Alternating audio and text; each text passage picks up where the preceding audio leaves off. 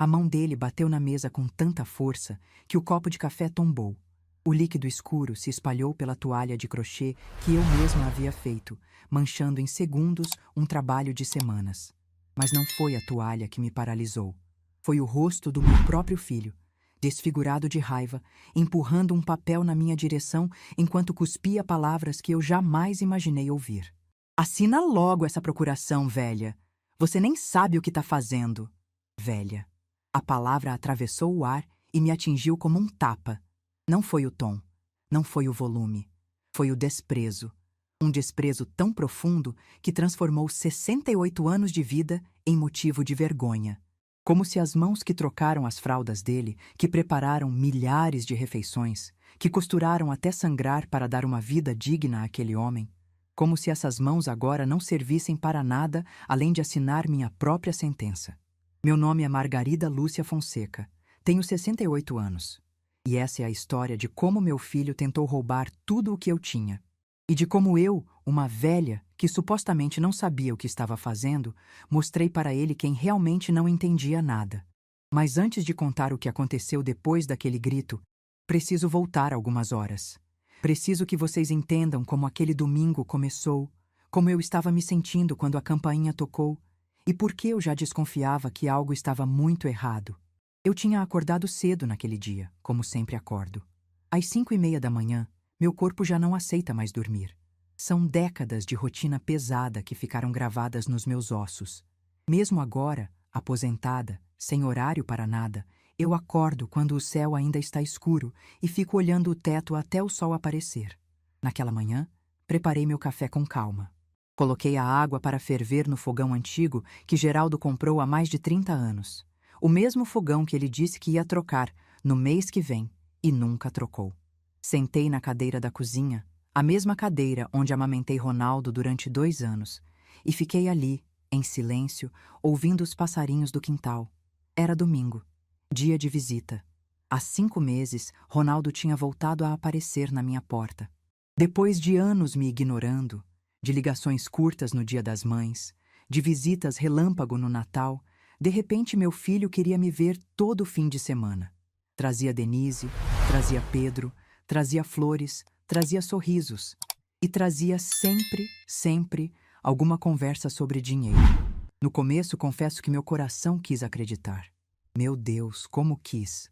Depois de tanto tempo sentindo que tinha perdido meu filho, de repente ele estava ali, me chamando de mãe querida, me abraçando, perguntando como eu estava.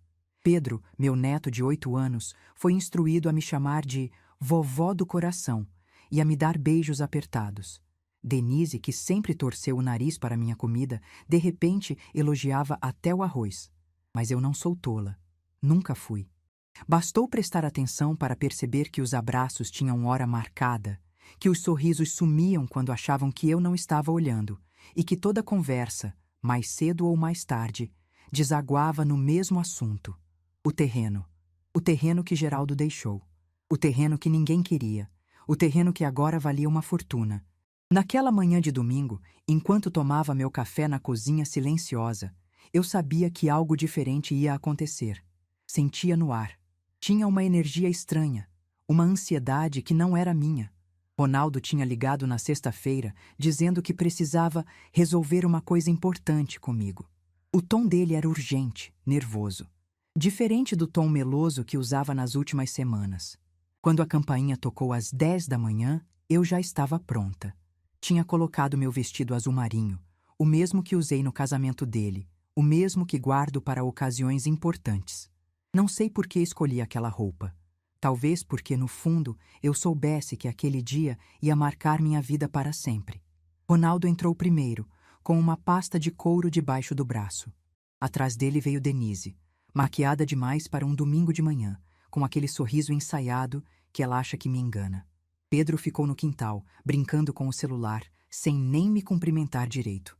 "Mãe, que bom te ver. Você está bem?" A voz dele era doce, mas os olhos não acompanhavam. Eu conheço aquele olhar. É o mesmo olhar que ele tinha quando era adolescente e chegava de madrugada, jurando que estava na casa de um amigo quando na verdade tinha passado a noite em festa. Ronaldo nunca aprendeu a mentir direito, pelo menos não para mim. "Estou bem, filho." Quer café? Depois, mãe. Primeiro eu preciso conversar com você sobre uma coisa. Ele sentou no sofá e abriu a pasta. Tirou de dentro um documento de várias páginas, cheio de carimbos e assinaturas. Colocou na mesa de centro, bem na minha frente, como quem coloca um presente. Mãe, eu trouxe isso aqui para te ajudar. É uma procuração. Sabe o que é, né? Eu sabia. Claro que sabia. Tinha pesquisado sobre isso nos últimos meses, tinha conversado com advogado, tinha lido tudo o que podia sobre golpes contra pessoas da minha idade. Mas olhei para ele com a expressão mais inocente que consegui fazer. Procuração? Pra quê, filho? É para eu poder cuidar das suas coisas. Sabe como é, mãe?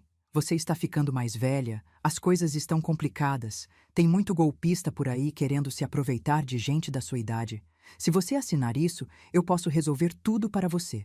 O terreno, a casa, o banco. Você não precisa se preocupar com nada. Denise se mexeu no sofá, fingindo olhar o celular, mas eu vi que ela estava prestando atenção em cada palavra. Os olhos dela iam de mim para o documento, do documento para Ronaldo, numa ansiedade mal disfarçada. Mas, filho, eu não estou tendo problema nenhum.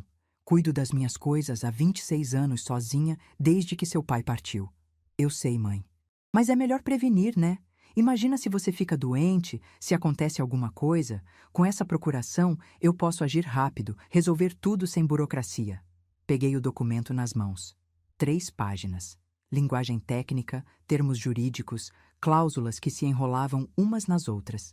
Mas eu tinha aprendido a ler essas coisas. Sabia exatamente o que cada palavra significava.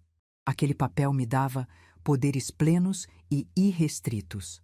Ronaldo poderia vender minha casa, poderia vender o terreno, poderia sacar todo o dinheiro da minha conta, poderia fazer empréstimos no meu nome, poderia basicamente tomar tudo o que eu tinha sem me consultar. E eu tinha certeza absoluta de que era exatamente isso que ele pretendia fazer. Ronaldo, posso ler com calma? Ele bufou. O primeiro sinal de impaciência. Mãe, não precisa ler isso tudo. É coisa técnica, você não vai entender. É só um papel padrão, todo mundo assina. Confia em mim. Confia em mim. A frase que todo golpista usa. Filho, eu quero ler. É meu direito. Ele trocou um olhar com Denise. Ela fez um gesto sutil com a cabeça, como quem diz, deixa ela ler logo. Eu li, palavra por palavra, cláusula por cláusula. E quando terminei, fiz as perguntas que ele não esperava. Ronaldo, se eu assinar isso aqui, você pode vender minha casa sem me avisar? Ele engasgou. Não, mãe, claro que não. Isso é só para... Pode ou não pode. Está escrito aqui, ó. Poderes para alienar bens imóveis. Silêncio.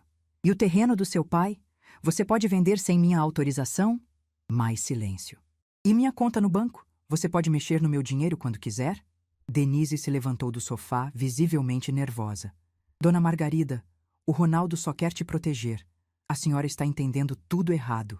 Eu olhei para ela, para aquela mulher que nunca gostou de mim, que me afastou do meu neto, que tratou minha casa como se fosse um cortiço indigno da presença dela. E respondi com a voz mais calma que consegui. Denise, eu estou conversando com meu filho. Quando eu quiser sua opinião, eu peço.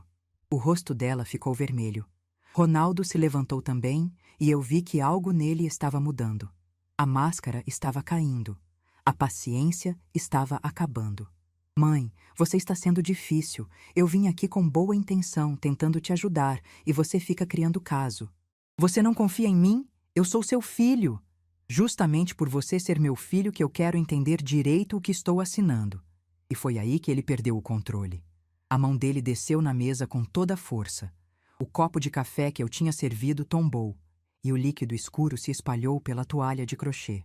A mesma toalha que eu fiz durante as noites frias de inverno, ponto por ponto, enquanto pensava na vida. E então ele gritou. Assina logo essa procuração, velha. Você nem sabe o que está fazendo. O mundo parou. Pedro apareceu na porta, assustado com o barulho. Denise arregalou os olhos, mas não disse nada. E eu fiquei ali, sentada, olhando para o homem que um dia foi o bebê que eu embalei nos braços. O menino que corria para mim quando tinha medo de trovão. O adolescente rebelde que eu nunca desisti de amar. Aquele homem tinha acabado de me chamar de velha. Com desprezo, com raiva. como se eu fosse um obstáculo no caminho dele. Por um momento, senti que ia chorar. Senti aquele aperto no peito que a gente sente quando algo se quebra dentro da gente. Mas então, do fundo de algum lugar que eu nem sabia que existia, veio outra coisa. Calma. Uma calma absoluta. Uma clareza que iluminou tudo. Eu peguei aquele documento. Olhei para cada página. E comecei a rasgar. Devagar. Sem pressa. Transformando aquele papel em pedaços pequenos, em confete, em nada. Ronaldo ficou paralisado, sem acreditar no que estava vendo. Denise deu um passo para trás, como se tivesse medo de mim. Quando terminei, joguei os pedaços na mesa, bem em cima do café derramado. E disse com a voz mais firme que já usei na minha vida: "A porta da minha casa está aberta. Você pode sair por ela agora." Ronaldo começou a gritar. Disse que eu era ingrata, que ele tinha me aguentado a vida inteira, que vai terminar sem ninguém do seu lado, sem ninguém para cuidar de mim. Denise acrescentou que eu era impossível e teimosa como uma mula. Pedro olhava tudo calado, com os olhos arregalados. Eu não respondi. Apenas fui até a porta, abri e fiquei ali esperando. Eles saíram. Ronaldo bateu o portão com tanta força que a janela da sala tremeu.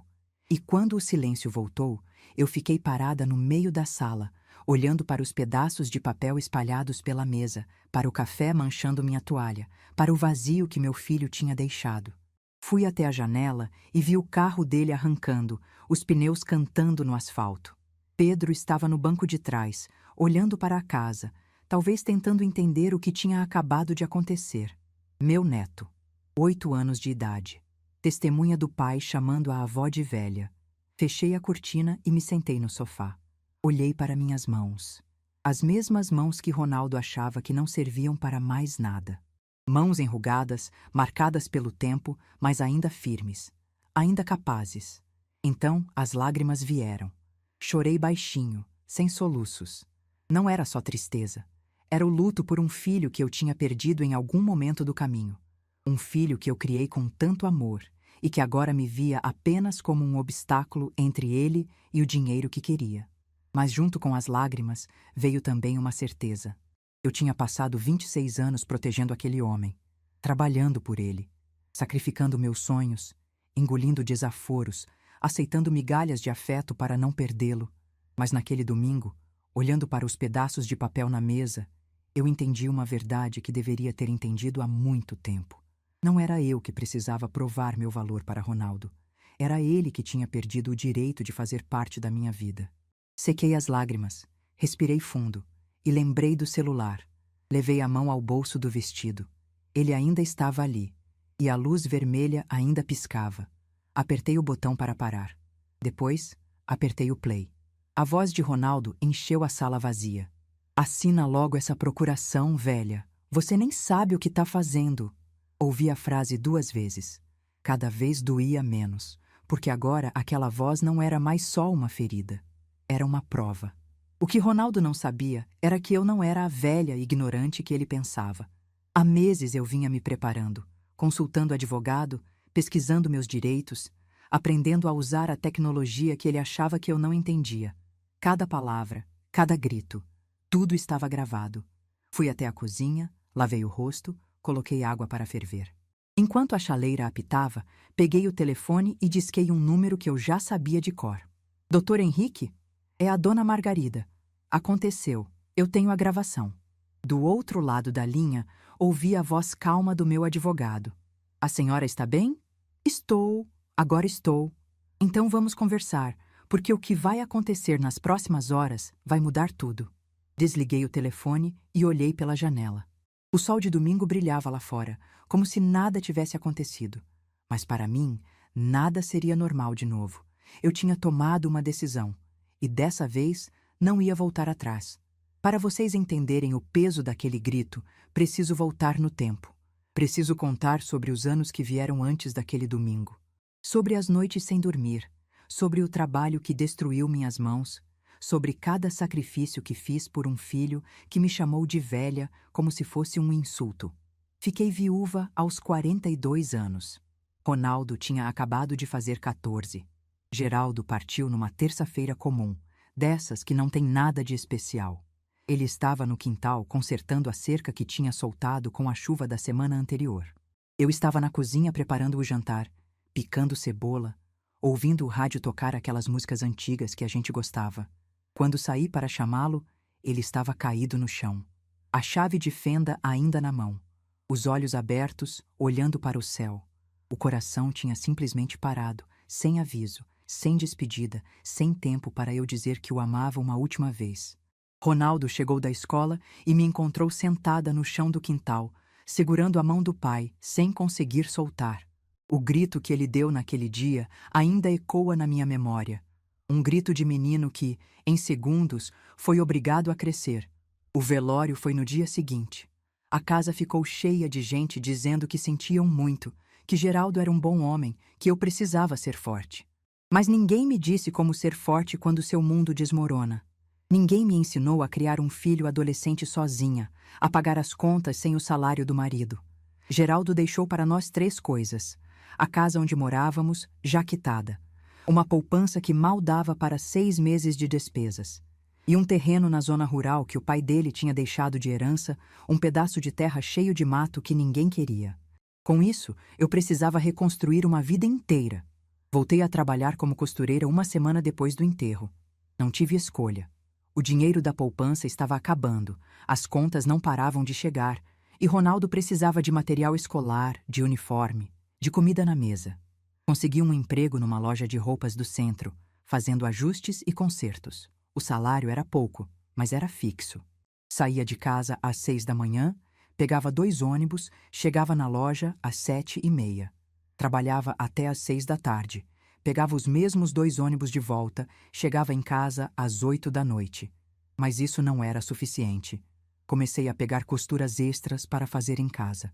Vestidos de noiva, ternos, roupas de festa, trabalhos delicados que exigiam horas de dedicação e pagavam centavos.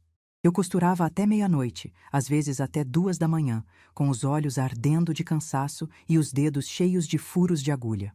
Ronaldo reclamava que eu nunca estava em casa, que ele tinha que esquentar a própria comida, que os amigos dele tinham mães que iam às reuniões da escola, que assistiam aos jogos de futebol, que estavam presentes.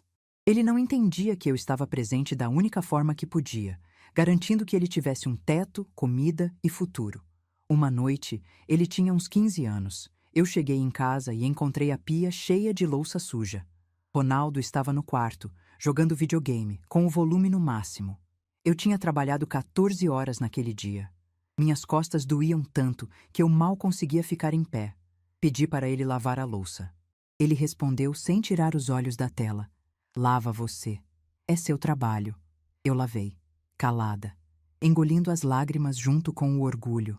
Naquela época, eu achava que era assim mesmo, que mãe tinha que aguentar tudo, que filho adolescente era difícil, mas passava, que um dia ele ia reconhecer tudo o que eu fiz por ele. Ainda estou esperando esse dia. Os anos foram passando. Ronaldo se formou no ensino médio com notas medianas e zero vontade de continuar estudando. Eu ofereci para pagar um cursinho para ajudar com a faculdade, mas ele disse que estudo é perda de tempo e que ia ganhar dinheiro de verdade no mercado de trabalho. Conseguiu um emprego como vendedor numa loja de eletrônicos, depois virou representante comercial. Viajava muito, ganhava por comissão e, aos poucos, foi construindo uma vida própria. Uma vida da qual eu fazia cada vez menos parte. Quando ele tinha 24 anos, me pediu dinheiro emprestado para comprar um carro. Disse que precisava para o trabalho, que ia me pagar em 6 meses. Eu peguei o dinheiro que tinha guardado para trocar o telhado da casa, que já estava com goteiras, e dei para ele. Nunca me pagou. Quando eu perguntava, ele dizia que estava apertado, que mês que vem resolve, que eu era muito apegada a dinheiro. O telhado continuou pingando por mais 2 anos, até eu juntar de novo o suficiente para consertar. Aos 28 anos, Ronaldo conheceu Denise. Ela era secretária numa das empresas que ele visitava como representante. Bonita, bem vestida, de família com mais condições que a nossa. Desde o primeiro dia, eu senti que ela olhava para mim com desprezo. Não era o que ela dizia, porque ela sempre foi educada nas palavras. Era o jeito que ela olhava para a minha casa, para os meus móveis simples, para as minhas roupas que eu mesma costurava. Era o sorriso de canto de boca quando eu servia o café em xícaras que não combinavam. Era o silêncio constrangido quando eu tentava puxar conversa. Mas eu não disse nada. Engoli, porque queria ver meu filho feliz. O noivado foi anunciado 6 meses depois. Ronaldo me contou por telefone, numa ligação de 3 minutos, enquanto eu ouvia Denise rindo ao fundo. Quando perguntei sobre os planos do casamento, ele disse que a família dela ia cuidar de tudo. E cuidou. O casamento foi numa chácara que os pais de Denise alugaram. Decoração importada, buffet sofisticado, banda ao vivo. Eu fui a única representante da família do noivo, já que Ronaldo nunca manteve contato com os parentes do pai. Cheguei com meu vestido azul marinho, o melhor que eu tinha, que eu mesma havia ajustado para a ocasião. Denise me recebeu com aquele sorriso ensaiado e disse: "Que bom que a senhora veio, dona Margarida. Senta ali naquela mesa que eu já mando alguém te atender." A mesa ficava no canto mais afastado do salão, longe da mesa principal, longe dos pais de Denise, longe de qualquer lugar onde eu pudesse ser vista. Na hora das fotos, a fotógrafa organizou a família toda na escadaria da chácara. Os pais de Denise, os irmãos, os avós, os padrinhos. Eu fiquei esperando alguém me chamar. Ninguém chamou. Quando a fotógrafa perguntou: "E a mãe do noivo?", Denise respondeu rapidamente: "Ah, ela não gosta muito de foto. Prefere ficar mais reservada, né, dona Margarida?" Eu estava a 10 metros de distância. Ouvi cada palavra. E apenas acenei com a cabeça, porque não queria fazer escândalo no casamento do meu filho. Tenho 3 fotos daquele dia, todas tiradas por mim mesma, com a câmera descartável que eu tinha comprado. Em nenhuma delas eu apareço ao lado de Ronaldo. Depois do casamento, as visitas ficaram ainda mais raras. Ronaldo ligava uma vez por mês, conversas rápidas de 5 minutos, onde ele perguntava se eu estava bem e desligava antes que eu pudesse responder direito. Quando soube que Denise estava grávida, fiquei nas nuvens. Finalmente eu seria a avó. Teria um papel importante na família. Alguém para quem eu pudesse dar todo o amor que Ronaldo não queria mais receber. Pedro nasceu numa madrugada de setembro.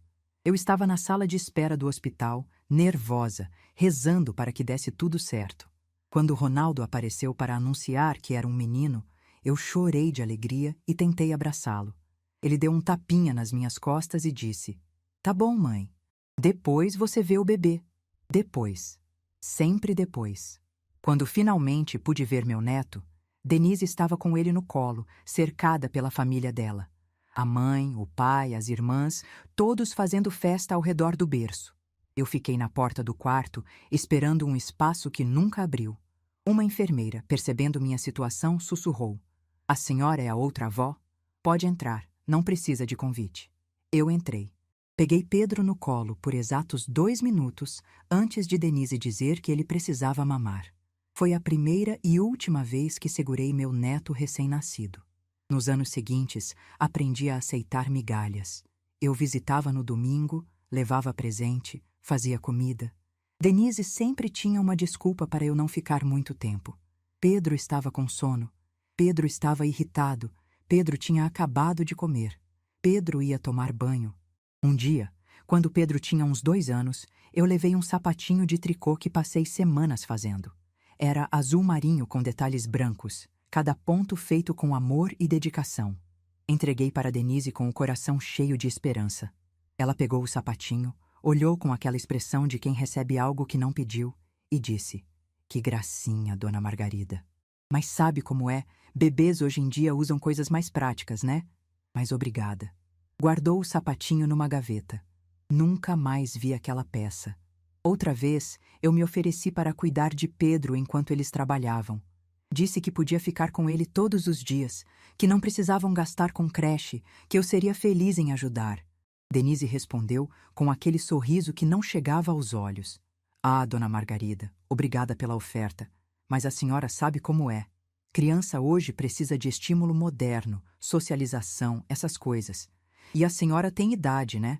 Não ia dar conta de correr atrás dele o dia todo." Idade. A mesma idade que me permitiu criar Ronaldo sozinha, trabalhar 14 horas por dia, costurar até de madrugada. essa idade.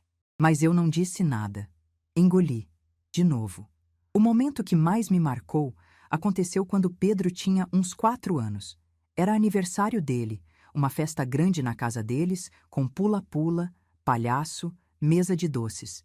Eu cheguei com um presente embrulhado em papel colorido, um carrinho de bombeiro que eu tinha visto Pedro admirando numa loja. Custou quase metade da minha aposentadoria daquele mês, mas eu queria ver o sorriso do meu neto. Quando Pedro abriu o presente, seus olhos brilharam. Ele veio correndo me mostrar animado, gritando: "Olha, vovó, é o carrinho que eu queria!" Por um segundo, eu me senti parte daquela família.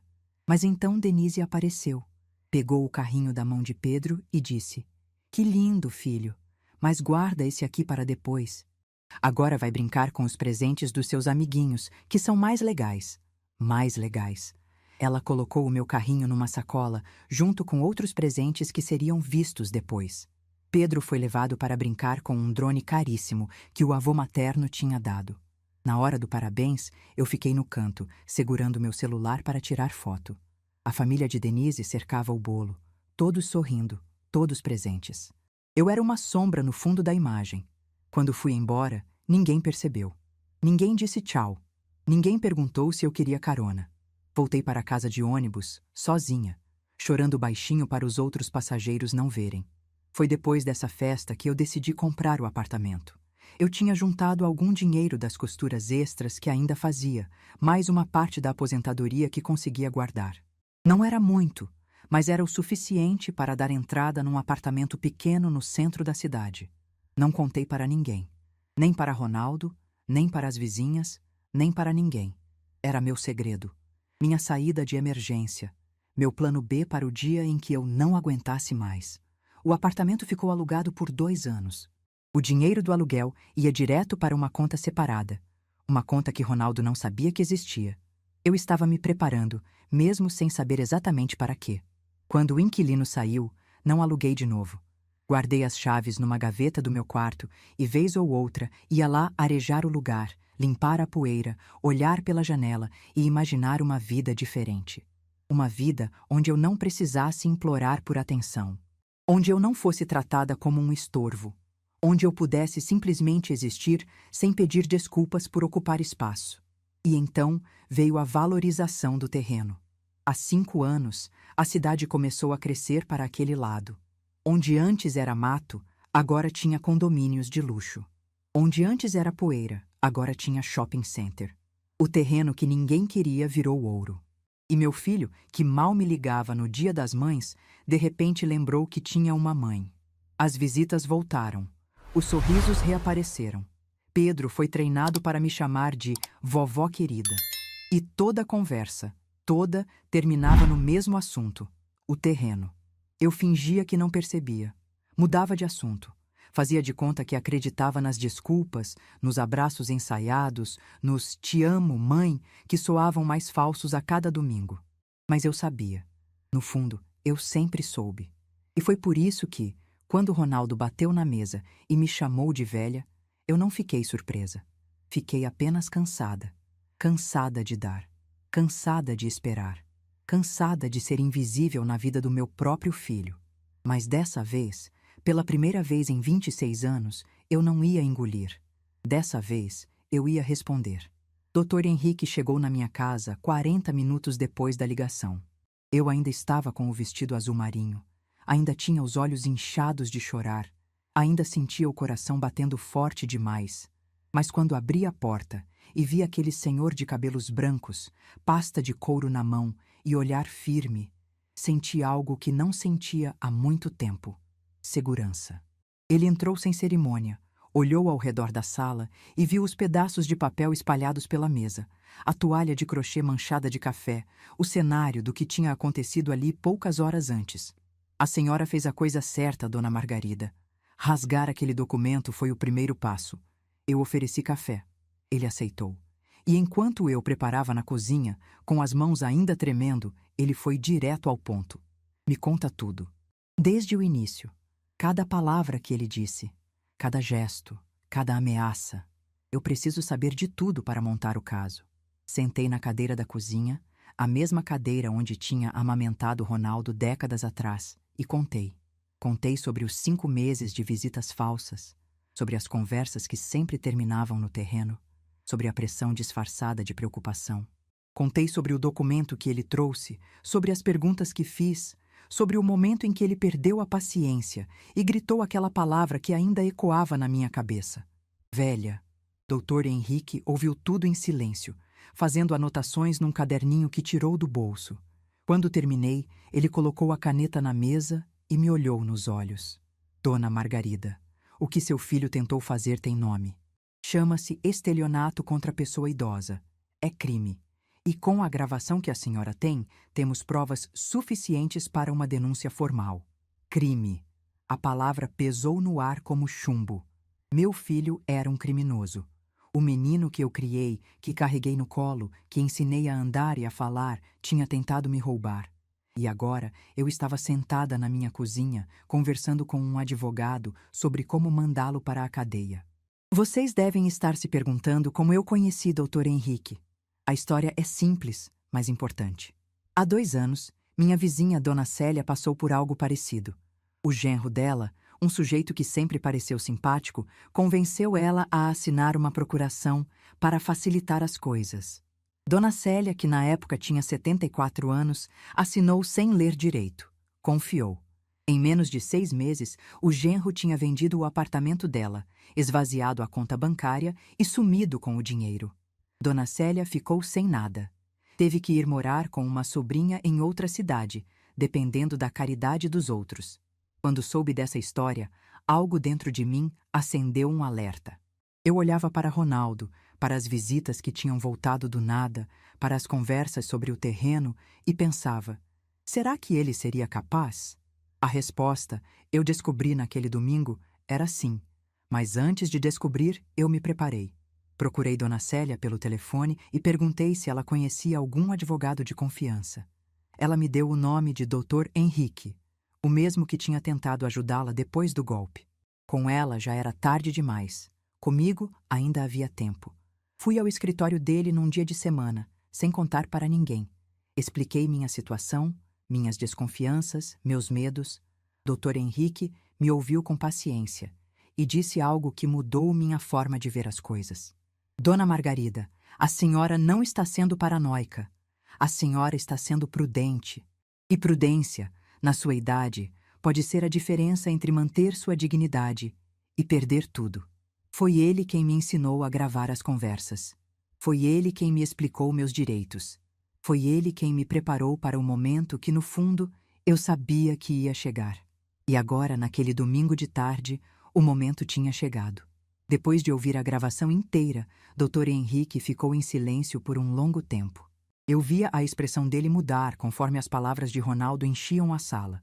Quando a gravação terminou, ele balançou a cabeça lentamente. Isso é muito grave, Dona Margarida. Ele não só tentou coagir a senhora a assinar um documento fraudulento, como também a ofendeu verbalmente. Temos coação, tentativa de estelionato e violência psicológica contra idoso.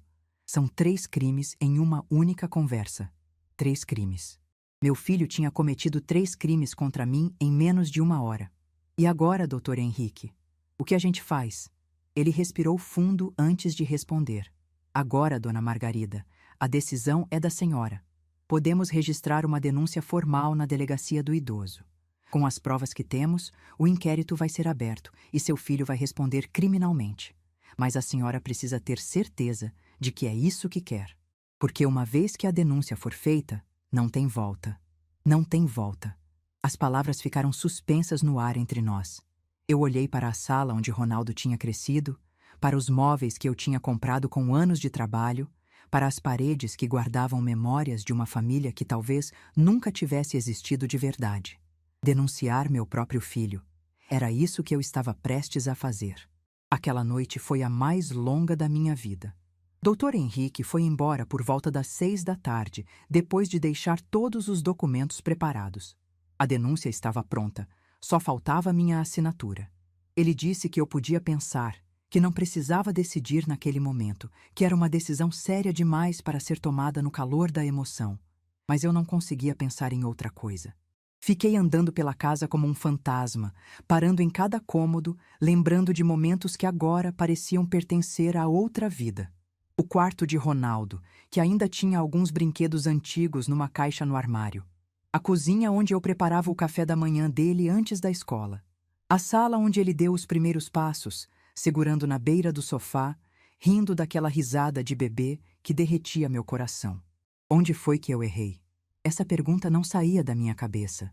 Será que eu tinha sido permissiva demais? Rígida demais? Ausente demais, trabalhando tanto para sustentá-lo? Será que eu tinha criado aquele monstro que me chamou de velha e tentou roubar tudo que eu tinha? Peguei o álbum de fotos que ficava na estante da sala. Fotos antigas, amareladas pelo tempo. Ronaldo bebê, dormindo no meu colo. Ronaldo criança, soprando velhinhas de aniversário. Ronaldo adolescente, de uniforme da escola, com aquele sorriso torto que ele tinha antes de se tornar o homem que era agora. Onde estava aquele menino? O que tinha acontecido com ele? As lágrimas vieram sem aviso. Chorei abraçada ao álbum de fotos, como se pudesse trazer de volta um tempo que não existia mais. Chorei pelo filho que perdi, pela mãe que fui, pela mulher que eu tinha me tornado depois de tantos anos engolindo desrespeito. Mas em algum momento da madrugada, as lágrimas secaram, e no lugar delas veio uma clareza que eu não esperava. Eu não tinha criado aquele monstro. Eu tinha criado um menino. O monstro, ele se tornou sozinho, pelas escolhas dele, pelas decisões dele, pela ganância dele. E eu não era obrigada a pagar pelos erros que não eram meus. Na manhã seguinte, acordei com uma certeza no peito. Liguei para Dr. Henrique às 8 da manhã. Ele atendeu no segundo toque, como se estivesse esperando minha ligação. Pode vir, Dr. Henrique. Eu vou assinar. Ele chegou 1 hora depois. Dessa vez, não veio sozinho.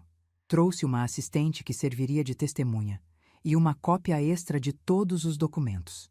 Sentamos na mesa da sala, a mesma mesa onde Ronaldo tinha batido a mão menos de 24 horas antes, e eu li cada palavra da denúncia. Tentativa de estelionato contra pessoa idosa, coação, violência psicológica. Tudo estava ali, documentado, descrito em linguagem técnica que transformava minha dor em termos jurídicos. Assinei em todas as páginas que precisavam de assinatura. Coloquei minha digital onde pediam. E quando terminei, senti algo que não esperava sentir.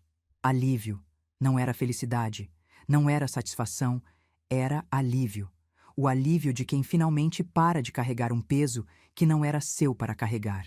E agora, Dr. Henrique, o que acontece? Ele guardou os documentos na pasta e me explicou os próximos passos. Agora eu vou protocolar a denúncia na delegacia do idoso. Eles vão abrir um inquérito e provavelmente vão querer ouvir a senhora como vítima. Depois, o Ministério Público vai analisar o caso e decidir se oferece a denúncia formal contra seu filho. E ele pode ser preso? Dr. Henrique fez uma pausa antes de responder. Pode, Dona Margarida. Dependendo do entendimento do juiz, ele pode sim ser preso.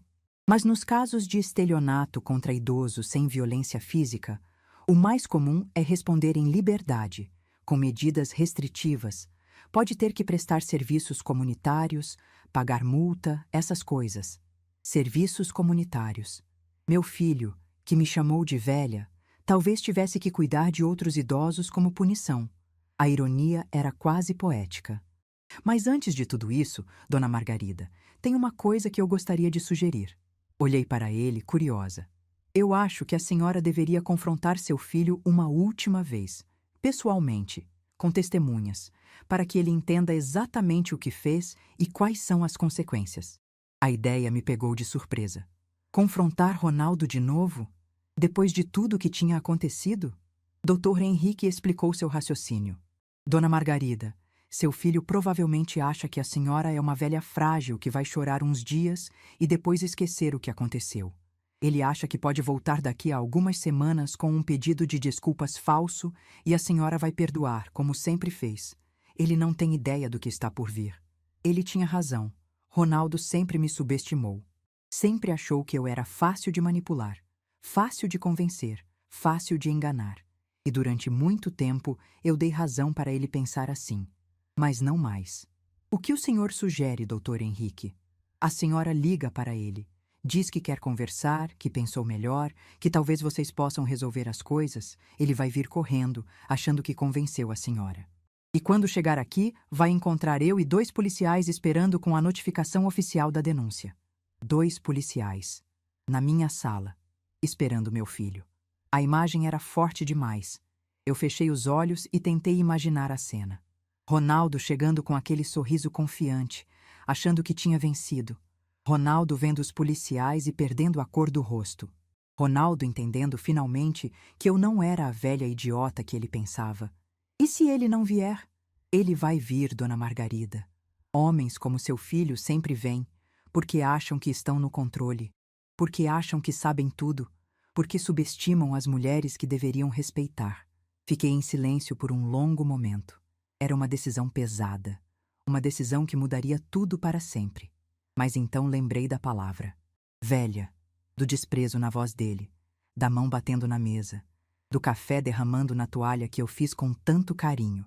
E a decisão ficou fácil. Tudo bem, doutor Henrique, vamos fazer do seu jeito. Ele assentiu com a cabeça satisfeito. Então vamos marcar para quinta-feira. Isso dá tempo de protocolar a denúncia e organizar tudo. A senhora liga para ele na quarta-feira de noite. Marca a conversa para quinta às 3 da tarde. Eu chego antes com os policiais e a gente espera. Quinta-feira. Em 3 dias, meu filho ia descobrir quem era a velha que ele tanto desprezava. Quando o doutor Henrique saiu, eu fiquei parada na porta, olhando a rua vazia.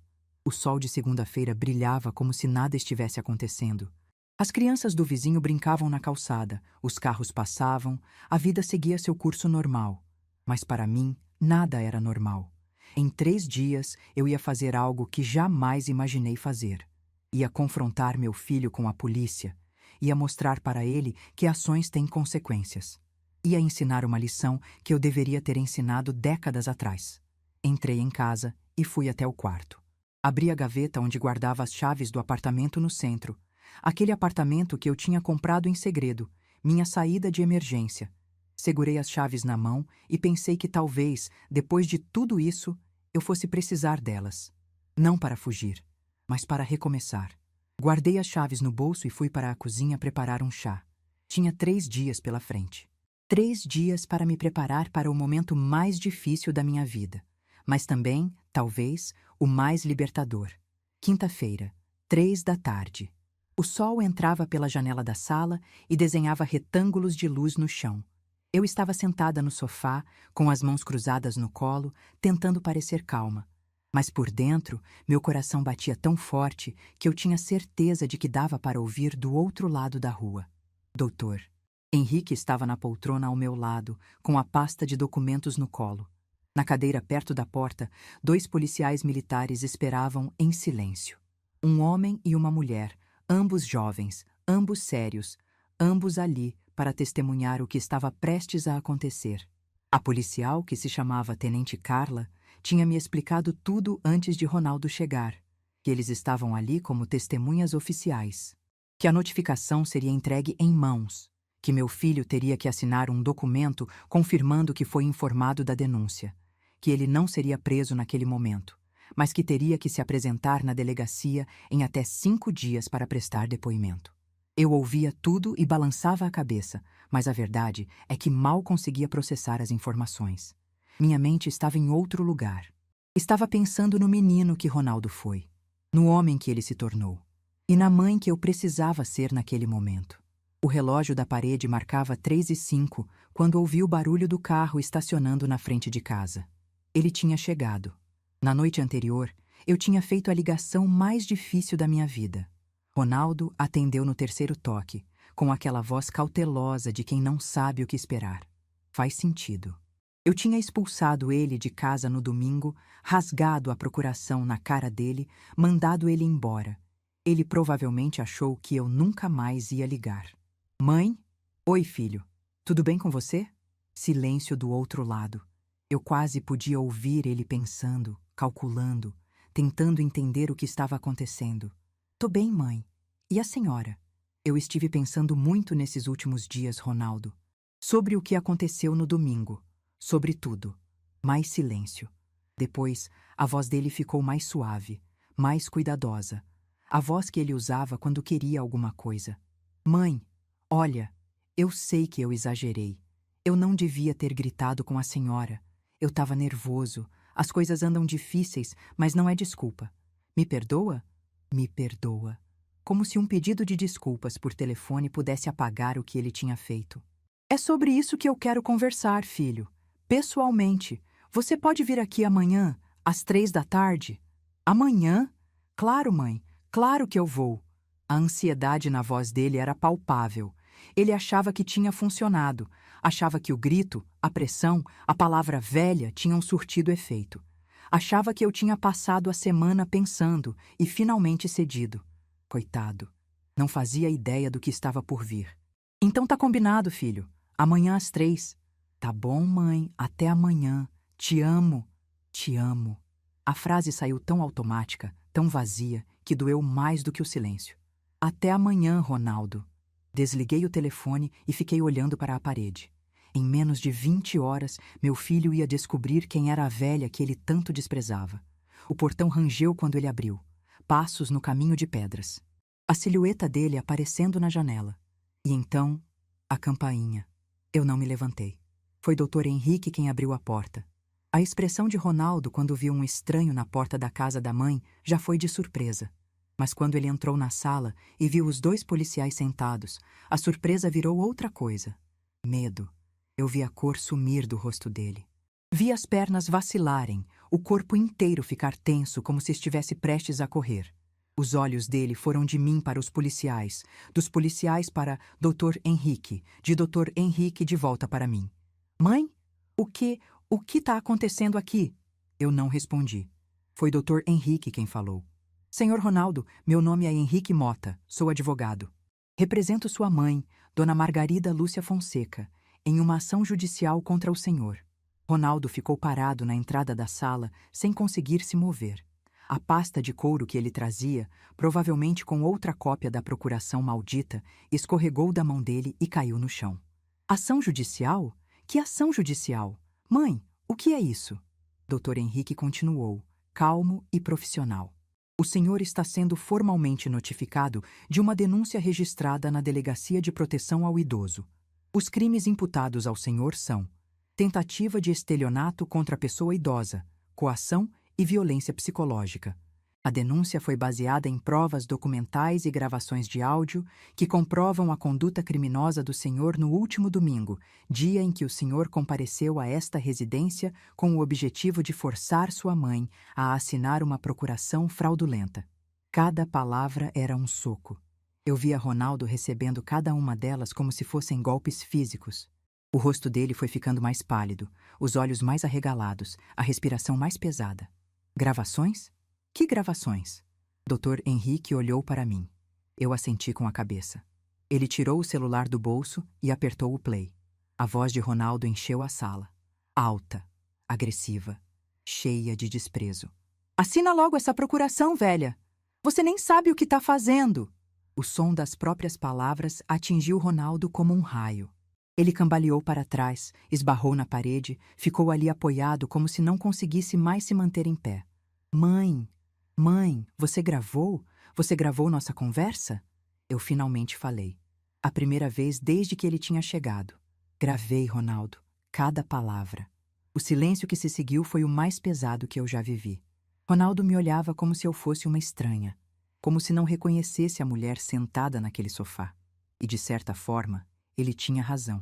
Aquela mulher não era mais a mãe que ele conhecia. Não era mais a velha que ele achava que podia manipular. Aquela mulher era eu, a verdadeira eu, a que ele nunca tinha se dado ao trabalho de conhecer. A tenente Carla se levantou e se aproximou de Ronaldo com um documento na mão. Senhor, eu preciso que o senhor assine este termo de notificação, confirmando que foi informado da denúncia e dos seus direitos. O senhor tem até 5 dias úteis para se apresentar na Delegacia de Proteção ao Idoso para prestar depoimento. Ronaldo pegou o papel com a mão tremendo. Ele tentou ler, mas eu vi que os olhos dele não conseguiam focar nas palavras.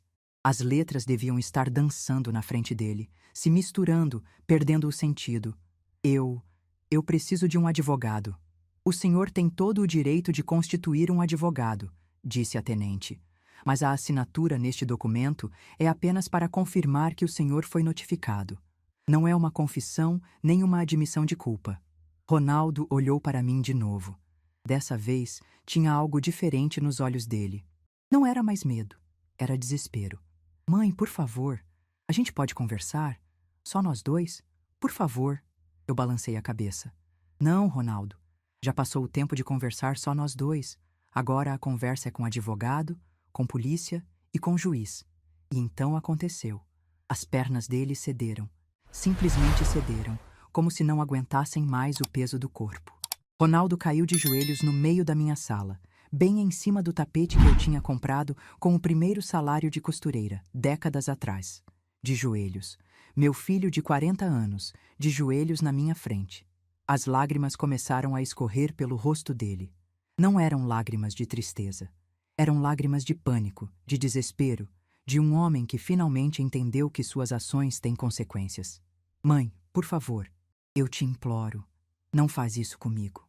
A voz dele saía entrecortada, misturada com soluços. Eu sei que eu errei. Eu sei que eu fui horrível. Mas eu sou seu filho, mãe. Seu único filho. Você vai me mandar para a cadeia? Eu olhei para aquele homem ajoelhado e procurei dentro de mim algum resquício de pena. Alguma vontade de abraçá-lo, de dizer que estava tudo bem, de perdoar como eu sempre tinha perdoado. Mas não encontrei nada. Só um vazio imenso, onde antes existia o amor incondicional de mãe. Ronaldo, você me chamou de velha. Você tentou me roubar. Você planejou tudo isso durante meses, fingindo que gostava de mim, fingindo que se importava. Você usou o meu neto para me manipular. E quando eu não fiz o que você queria, você gritou comigo como se eu fosse uma empregada que te desobedeceu. Cada frase saía calma, medida, sem raiva. E talvez fosse isso que mais assustava Ronaldo. Ele esperava gritos, esperava choro, esperava a mãe emocional que ele conhecia. Mas eu não era mais essa mãe. Mãe, eu estava desesperado. Eu tenho dívidas. A Denise me pressionava. Ela disse que se eu não conseguisse o dinheiro do terreno, ela ia embora e levava o Pedro junto. Eu não sabia o que fazer. A Denise. Claro, sempre tinha alguém para culpar. Primeiro foi o pai que morreu cedo. Depois foi a mãe que trabalhava demais. Agora era a esposa que pressionava. Ronaldo nunca foi responsável por nada na vida dele. Então a culpa é da Denise? Perguntei. Não, não é isso que eu quis dizer. A culpa é minha, eu sei.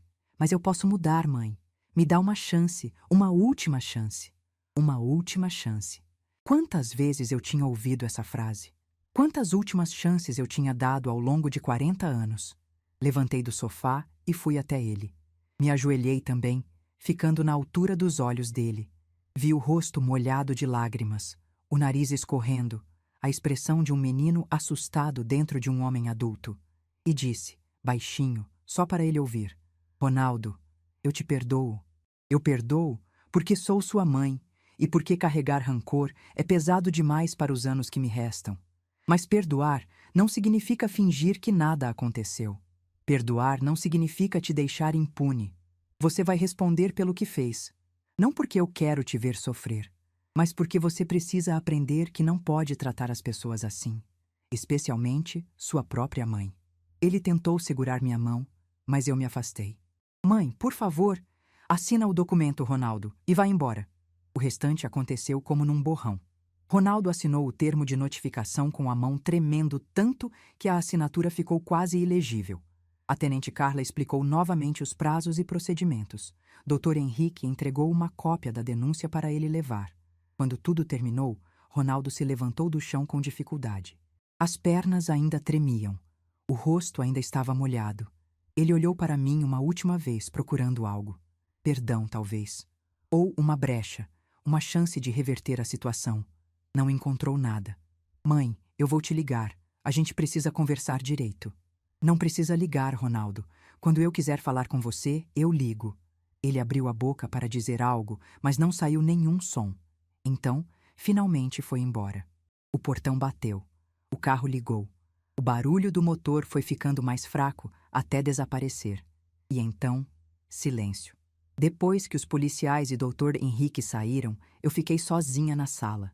O sol já estava mais baixo, os retângulos de luz tinham se movido para o outro lado do cômodo. O tapete onde Ronaldo tinha se ajoelhado ainda guardava a marca dos joelhos dele. Fui até a cozinha e preparei um chá, camomila para acalmar. Sentei na cadeira onde tinha sentado tantas vezes ao longo dos anos, a mesma cadeira de sempre, e fiquei olhando pela janela. Eu achei que ia chorar. Achei que ia sentir remorso, culpa, arrependimento.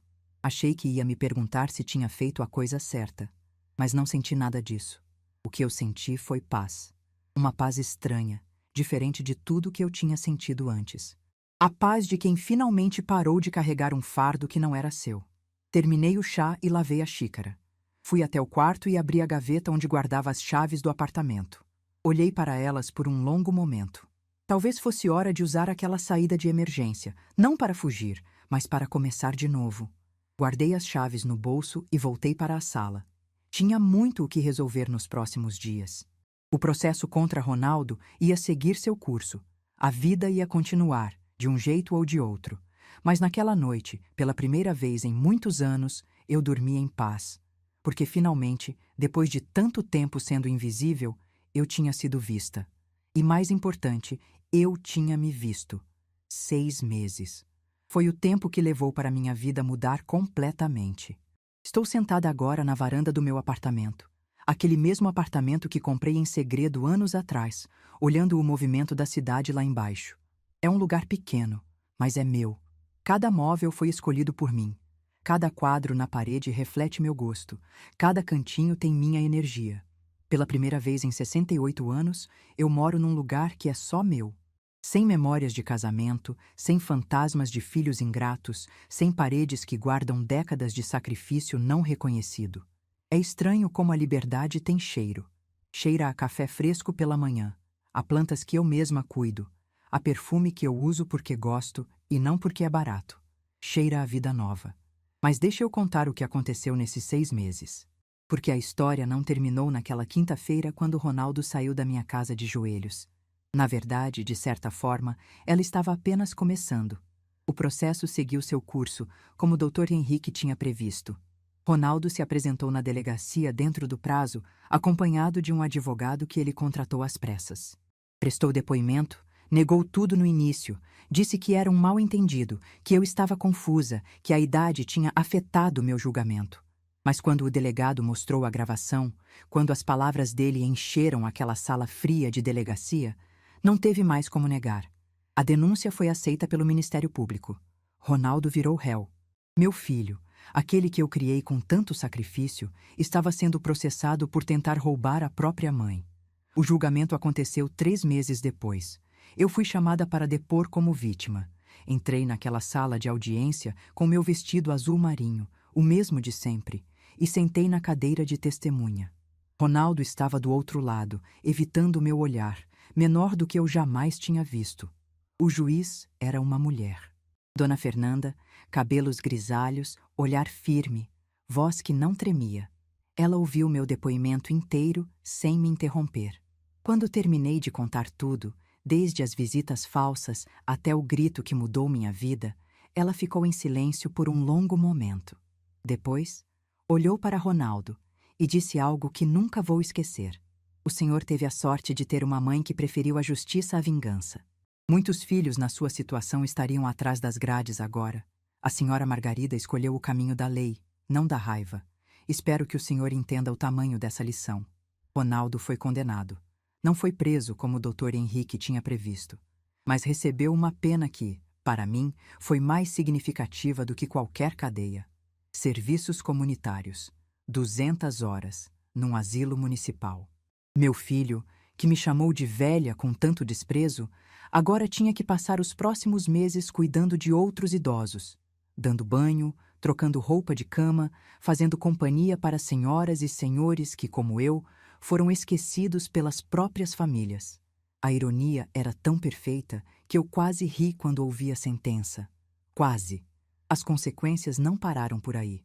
Uma semana depois do julgamento, Denise entrou com pedido de divórcio.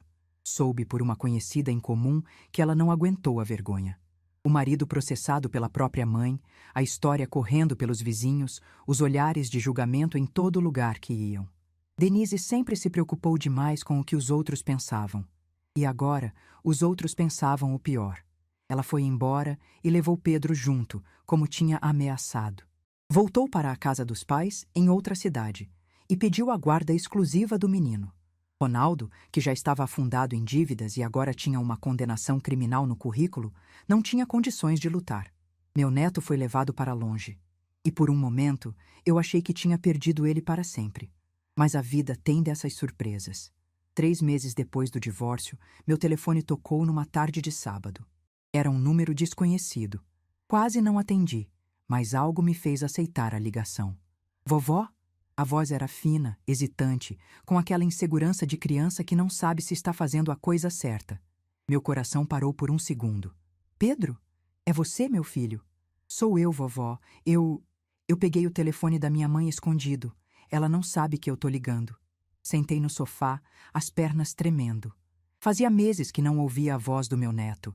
Meses achando que ele tinha sido envenenado contra mim, que Denise tinha contado uma versão distorcida da história, que Pedro me via como a vilã que destruiu a família dele.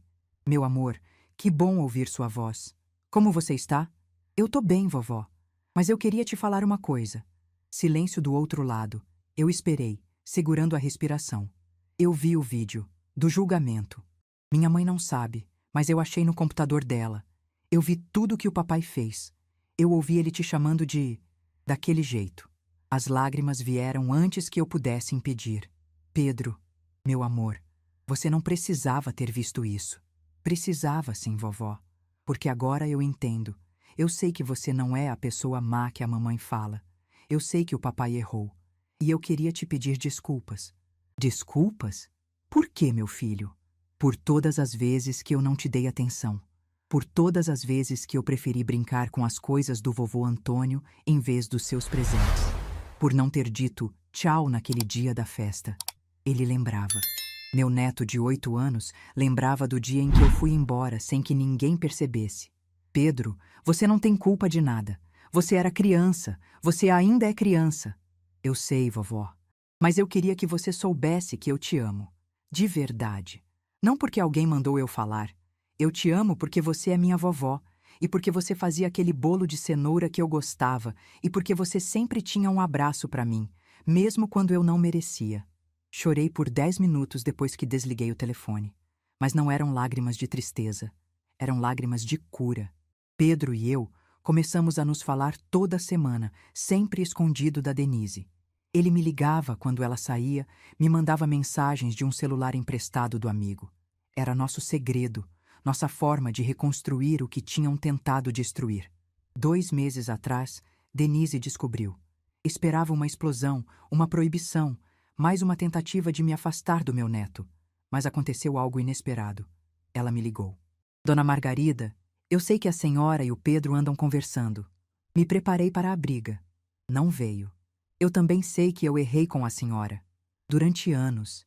E eu não tô ligando para pedir desculpas, porque acho que desculpas não resolvem nada a essa altura. Mas eu queria dizer que não vou mais impedir o Pedro de falar com a senhora. Ele tem o direito de ter uma avó. Mesmo que eu não goste de admitir, a senhora sempre foi melhor para ele do que eu deixei a senhora ser. Não era um pedido de perdão. Não era uma reconciliação. Era apenas uma trégua. Mas era mais do que eu esperava. Agora Pedro vem me visitar um fim de semana por mês. Denise o traz, espera no carro e busca no domingo. Não entramos, não conversamos, não fingimos que somos amigas. Mas meu neto dorme no quarto que eu preparei especialmente para ele, come o bolo de cenoura que eu faço toda vez que ele vem e me chama de vovó querida, de um jeito que finalmente soa verdadeiro. E Ronaldo? Ronaldo cumpriu as 200 horas de serviço comunitário no asilo. Soube por Dr. Henrique que no início ele ia de má vontade, fazendo o mínimo necessário, contando os minutos para ir embora. Mas algo mudou com o tempo. Uma das idosas do asilo, Dona Benedita, tinha 82 anos e nenhuma família. Os filhos nunca apareciam. Os netos nem sabiam que ela existia. Ela passava os dias olhando pela janela, esperando visitas que nunca vinham. Ronaldo começou a passar mais tempo com ela. Primeiro por obrigação, depois por escolha. Ele lia para ela, assistia a novela junto, ouvia as histórias de um tempo que ela insistia em não esquecer. E em algum momento, segundo o que me contaram, ele chorou. Chorou abraçado a uma velha que não era sua mãe, pedindo perdão por coisas que ela nem entendia. Ele me procurou há um mês. Apareceu na porta do meu apartamento sem avisar, com os olhos vermelhos e um buquê de flores na mão. Não eram flores caras. Eram margaridas, como meu nome. Mãe, eu sei que eu não mereço seu tempo. Eu sei que eu destruí tudo, mas eu precisava te ver. Precisava te dizer pessoalmente que eu entendi. Demorou, mas eu entendi. Deixei ele entrar. Ofereci café. Escutei o que ele tinha a dizer. Ele me contou sobre Dona Benedita, sobre as outras idosas do asilo, sobre como passou meses cuidando de pessoas que, diferente dele, não tinham escolhido abandonar os pais. Pessoas que foram abandonadas. E como, olhando para aquelas mulheres, ele finalmente se viu. Eu fui um monstro, mãe. Não só no dia da procuração. Fui um monstro a vida inteira. Eu te usei, te ignorei, te desprezei. E a senhora nunca parou de me amar. Eu não mereço isso. Não mereço a senhora. Escutei tudo em silêncio. E quando ele terminou, disse apenas: Ronaldo, eu te perdoei há muito tempo. Não por você, mas por mim. Carregar raiva é pesado demais para uma mulher da minha idade. Mas perdoar não significa esquecer. E não significa que as coisas vão voltar a ser como eram. Ele assentiu, os olhos cheios de lágrimas. Eu sei, mãe.